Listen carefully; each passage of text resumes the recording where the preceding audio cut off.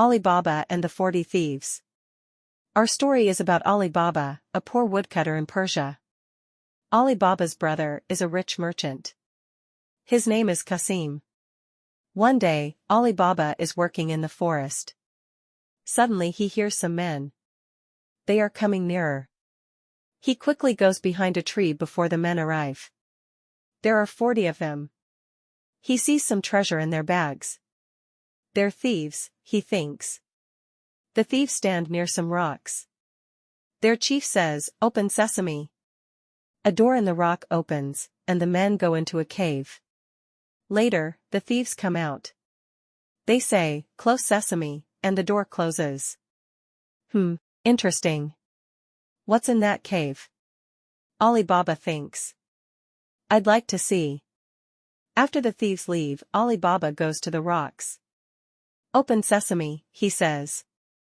The door opens, and he walks in. "Wow," he cries in the treasure cave. "What beautiful things." He takes some gold coins and leaves. "Close Sesame," he says. The cave door closes behind him. Back home, Ali Baba tells everything to his wife and son, Morid. "Look at these coins. We're rich," he cries. "How rich?" his wife asks. She runs to Qasim's house. "Can I borrow your scales? I want to weigh something," she tells Qasim's wife. Of course, Qasim's wife smiles. "But what are you weighing?" "Oh, nothing important," Ali Baba's wife answers her. Qasim's wife thinks, that's not true. She quickly puts some wax on the scales. Later, Ali Baba's wife takes back the scales. Qasim's wife finds a gold coin on the wax. They're weighing gold, she thinks. They're richer than us. She tells Qasim. "My brother's a poor woodcutter," Qasim cries angrily. "How can he have lots of gold? I must learn more." At Ali Baba's house, a young woman opens the door to Qasim. She's Morgiana, Ali Baba's new servant. Qasim asks his brother, "Where's this gold coin from?" Ali Baba explains. Later, Qasim visits the cave.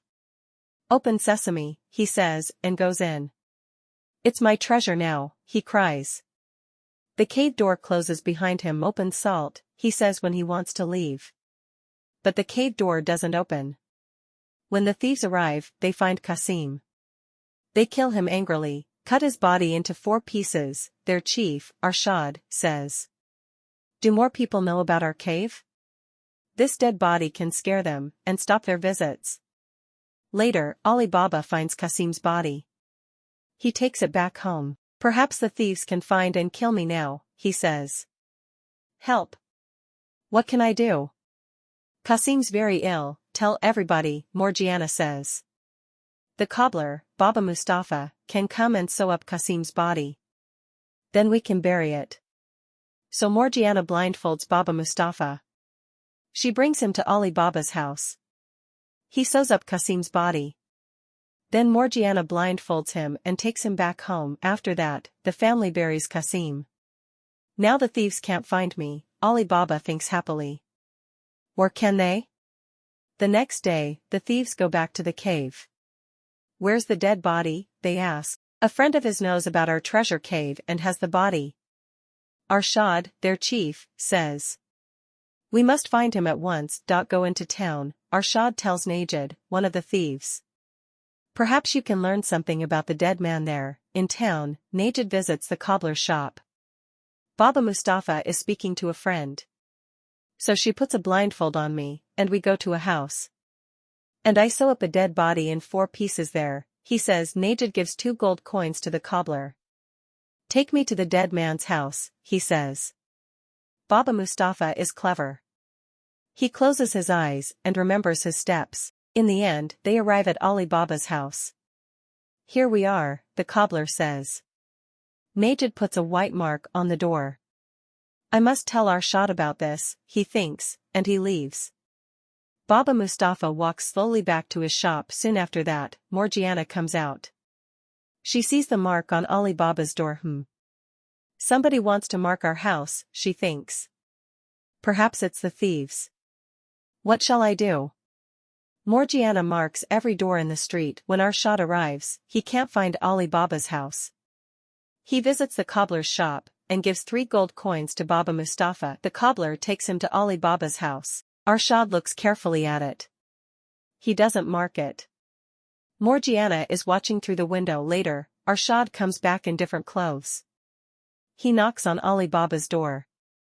I'm an oil merchant. I'm taking my oil to a town far away. Can I sleep here tonight? He says. Ali Baba is a good man. Of course, he answers. Leave your oil jars behind my house and come in. Arshad leaves the 40 jars behind the house. 1 jar has oil in, but there are thieves in 39 of the jars. When I knock on the jars, Arshad tells his men quietly, come out and kill Ali Baba.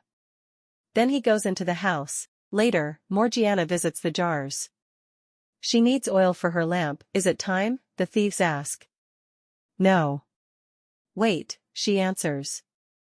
She puts hot oil in the jars, and the thieves die suddenly. When Arshad comes and knocks on the jars, nobody answers him.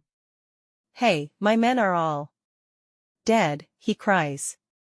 He leaves very quickly. Some weeks later, Arshad comes back to town. Now he's wearing the clothes of a rich LD merchant. Arshad opens a new shop.